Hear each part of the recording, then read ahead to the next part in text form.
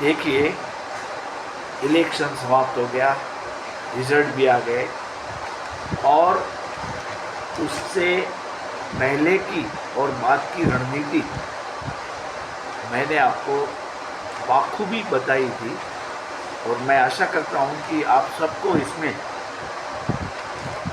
कुछ ना कुछ मुनाफा अवश्य हुआ होगा। लेकिन अब चीज़ें बदल गई हैं। देखिए, अब से लेकर दिवाली तक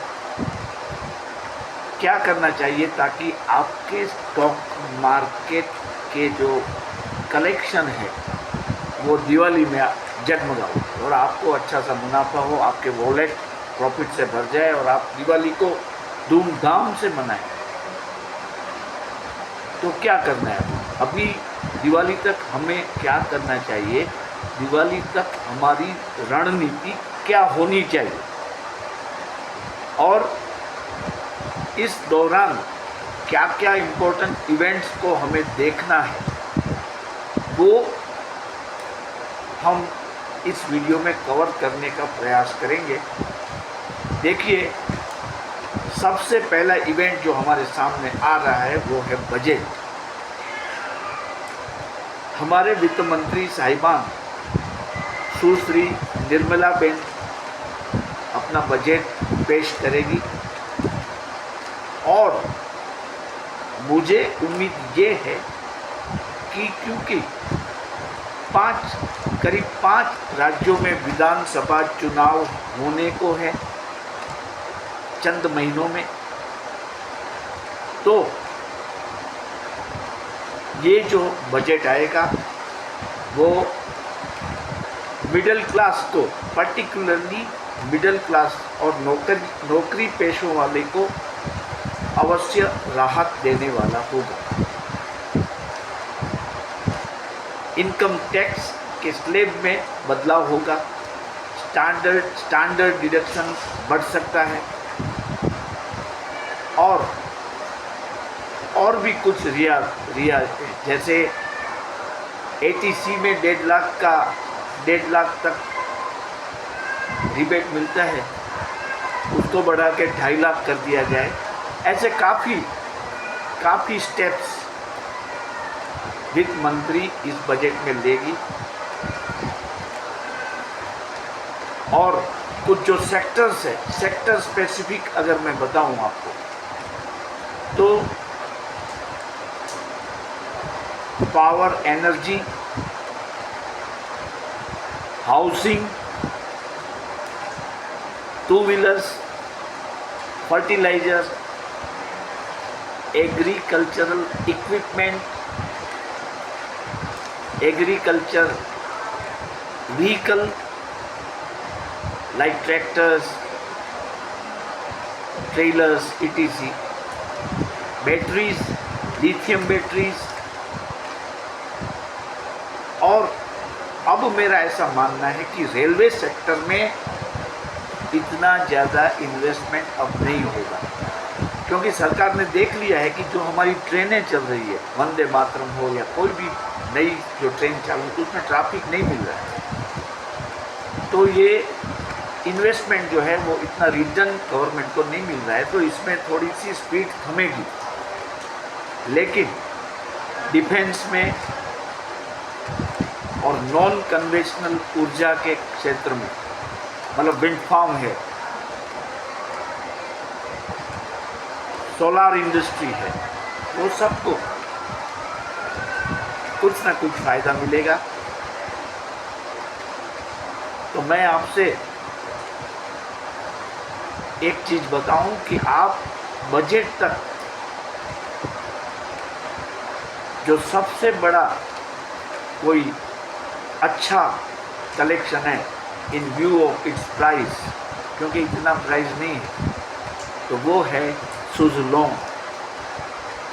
सुज़लोन को आप इकट्ठा करें एट एवरी डेडलाइन, जब भी मौका मिले कुछ डेडलाइन आए, शायद अभी 50-52 रुपये के आसपास चल रहा है, तो ये अगले 3-4 साल में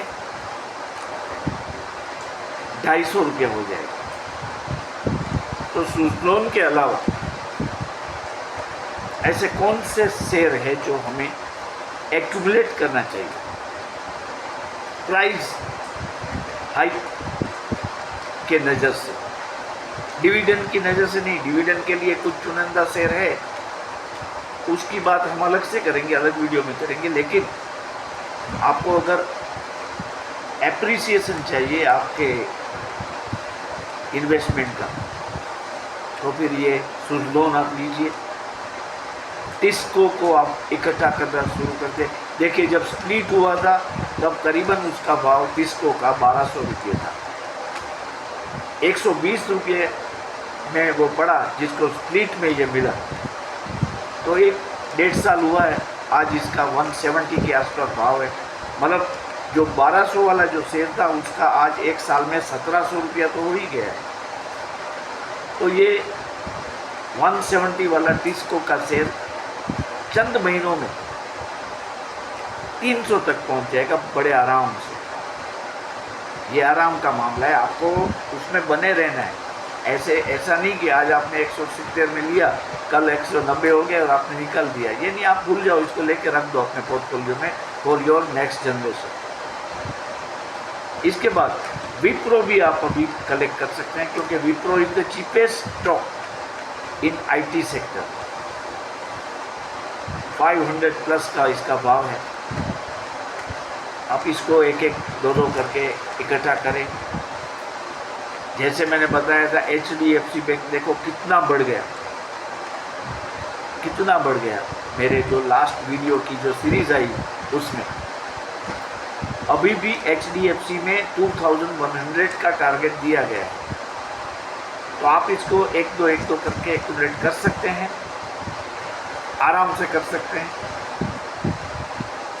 इसके अलावा IRFC है, इंडियन रेल फाइनेंस कॉरपोरेशन, ये भी आप इकट्ठा कर सकते हैं। अभी अब प्राइस के बारे में सतर्क हो जाए, जो बहुत बड़े हैं उसको मत ले।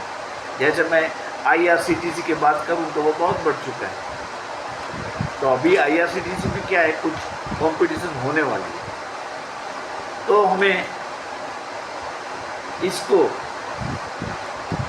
एवॉइड करना चाहिए फिलहाल। हाँ, अगर एक लाइन से मिलता है तो अवश्य ले लें।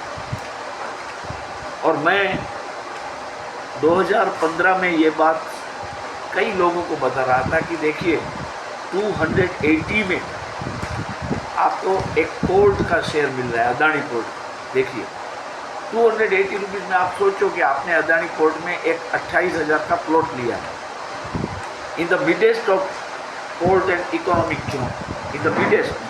आप ये मान के चले गए, ये मैंने ज़मीन ले रखी है 28,000 की, और पोर्ट के डेवलपमेंट के साथ साथ इसके भाव बढ़ेंगे। तो हुआ ये है कि 28,000 जिसने इन्वेस्ट किए थे आज से करीब 11 साल पहले, तो उसका भाव क्या है पता है आपको? करीबन 1600 rupees. I am not remembering each share price, लेकिन करीबन 1400 to 1500 के बीच में। अगर हम 1400 मान के चलें, फिर भी 28,000 के अगेंस्ट में आपको 1,40,000 रुपीज़ मिल रहे हैं। मतलब 5 टाइम्स, 11 साल में 5 टाइम्स हो गया वो शेयर। आप किसी भी सिक्योरिटी में इन्वेस्ट करेंगे इतना रिटर्न आपको नहीं मिलेगा। तो मैं आपको ये बताना चाहता हूँ कि आप भले अपनी ढंग से सोच के, अपने किसी दोस्त को पूछ के कुछ शेयर जो है वो लेके आप भूल जाइए, बहुत ही बढ़िया मुनाफा आपको होगा। और अभी देखिए नवंबर में, हालांकि ये इवेंट दिवाली के बाद होगा या तो दिवाली के दिन भी हो सकता है, अमेरिका के प्रेसिडेंट का भी इलेक्शन है। तो अमेरिका में फेड बैंक के इंटरेस्ट रेट घटेंगे, इसकी असर में हमारे इंटरेस्ट रेट भी घटेंगे। तो बैंक निफ्टी भी अच्छा चलने वाला है। आपने देखा बैंक निफ्टी मेरी पिछली वीडियो की श्रृंखला के बाद 52,000 से भी ऊपर गया। आप सोचिए, निफ्टी 24,000 प्लस हो गया और सेंसेक्स 79,000 क्रॉस कर गया। तो मैंने वहाँ से विराम दिया था मेरे वीडियोस को, क्योंकि तब मार्केट बहुत ही वोलेटाइल थी और आप फंस जाते। एक ही दिन में आप सोचिए कि मार्केट 500 पॉइंट डाउन है और फिर at the end of the day 400 point up है। तो ये वोलेटाइल मार्केट में रिटेल इन्वेस्टरों को काफ़ी नुकसान झेलना पड़ता है। और शेयर बाजार में क्या है, एक टाइम फ्रेम होती है, सेक्टर चेंजेस होते हैं, सीजनल इम्पैक्ट पड़ता है, मॉनसून अच्छा आएगा। अभी तो देखिए मॉनसून को ब्रेक लगी हुई है कई जगहों पे, इसके कारण स्टॉक मार्केट में भी थोड़ी ब्रेक लगी है। फ्राइडे को बाजार फिसला, हो सकता है मंडे को भी फिसले, क्योंकि मॉनसून में अभी डेफिसिट आई हुई है कई जगहों पर। जब ये डेफिसिट पूरी होगी तो अपने आप सेंसेक्स भी बढ़ेगा। तो फर्टिलाइजर्स के अच्छे शेयर्स जो GNFC मैं बता रहा हूँ आपको, गुजरात नर्मदा फर्टिलाइजर जो है उसको आप ले लीजिए, GSFC ले लीजिए।